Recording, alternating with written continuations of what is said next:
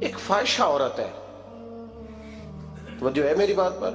ادھر دیکھیے گا ذرا، ایک بہت گناہ کرنے والی بیوی ہے، وہ گزر رہی ہے، کتے کا چھوٹا سا بچہ پیاسا ہے۔ مدینے والے محبوب علیہ السلام، میں کہتا ہوں اس کی اتنی خوش قسمتی تھوڑی ہے کہ میرے نبی نے اس کا ذکر کر دیا ہے، اس سے بھی بڑی کوئی خوش قسمتی ہوگی؟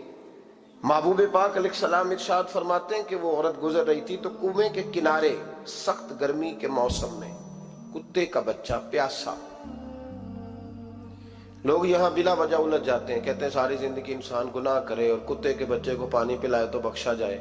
او بھائی، مطلب یہ نہیں کہ وہ کتے کا بچہ تھا، مطلب یہ تھا کہ اس کے دل میں اللہ نے، اس کے سینے میں اللہ نے رحمت والا دل پیدا فرمایا تھا۔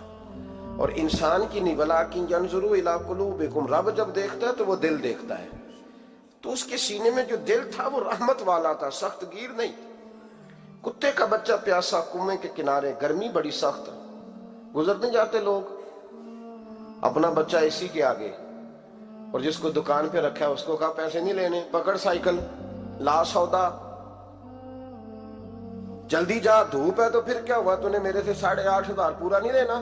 اپنا بچہ چھپا کے رکھا ہے، گزر رہی ہے، بچہ دیکھ لیا، کتے کا بچہ پیاسا، لکڑی کے جوتے اس خاتون نے پہنے تھے، اس نے اپنے دوپٹے کو پھاڑ کے 2 حصوں میں کیا، اور پھر اس نے وہ اپنا جوتا لکڑی کا کنویں کے اندر لٹکایا، اور پانی نکال کے تو یوں کر کے جب وہ بچے کے منہ میں اڈیل رہی تھی تو عرش کا مالک راضی ہو رہا تھا، اس کو پیدا کرنے والا رب راضی ہو رہا تھا۔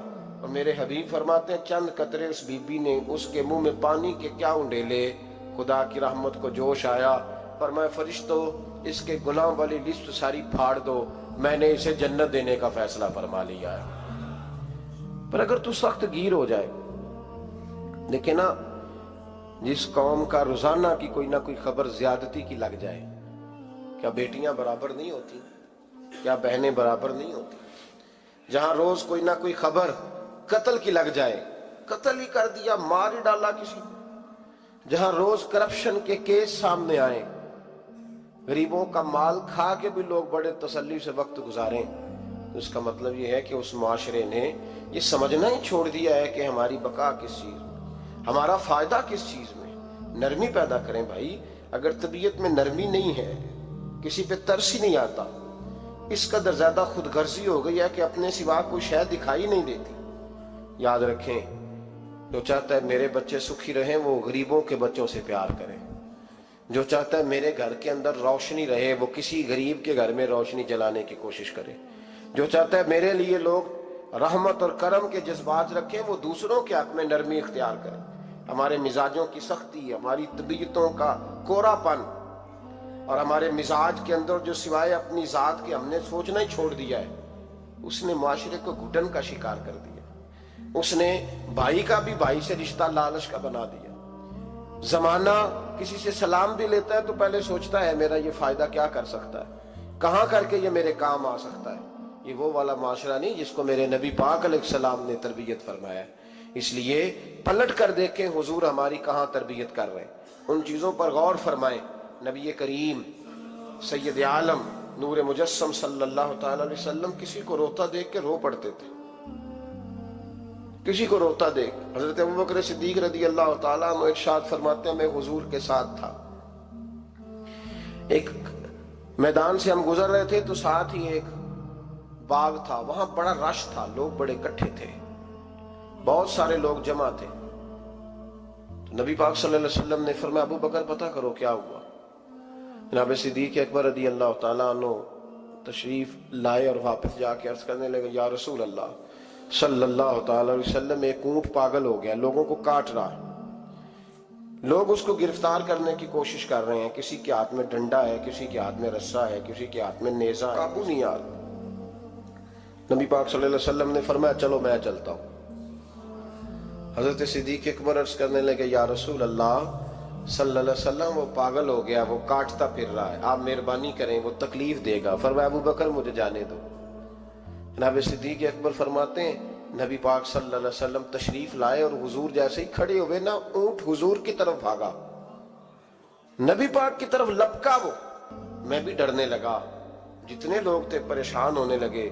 दौड़ा आया ऊंट, हम सब परेशान थे लेकिन महबूब के चेहरे पर बड़ा ही इत्मीनान था। फरमाते ऊंट दौड़ा आया और सीधा आके उसने हुजूर के कदमों पे सजदा किया। और जनाब सिद्दीक अकबर फरमाते हैं उसने हुजूर के कान में कुछ कहा तो नबी पाक की आंखों में आंसू आ गए। किसके दुख पर? ओ भाई गौर तो करो, इस बात को समझो तो सही। तू तो जीते जागते हंसते खेलते इंसान के दुख पर परेशान नहीं होता। तू तो मुसलमान पड़ोसी, साथ रहने वाला, पलने वाला, बसने वाला, इसकी जवानी, लड़कपन, बुढ़ापा तूने आंखों में देखा, तुझे उसके दुख पर परेशानी नहीं होती। अरे एक ऊंट कान में बोला, इस कैफियत को समझ तो सही यार, इस रंग को महसूस तो करो मेहरबानी अहले जमीन पर, खुदा मेहरबान होगा अर्श बरी पर। के कान में कुछ कहा, हुजूर रो पड़े। और फिर महबूब ने फरमाया रस्सी लाओ। मालिक रस्सी लाया तो हुजूर ने उसके नाक में नकेल डाली, उसने खामोशी से डलवा ली। हुजूर ने उसके हाथ में दिया और फरमाया तू कहता है पागल हो गया। वो शिकायत कर रहा है कि हुजूर गर्मी में तप जाता हूं पर पानी का घूंट नहीं देता। या रसूलुल्लाह सल्लल्लाहु अलैहि वसल्लम, ये मेरी ताकत से ज्यादा मुझ पर बोझ रखता है। महबूबा मैं तेरे सिवा किसको दुख बताऊं, काम ज्यादा लेता है, चारा कम डालता है।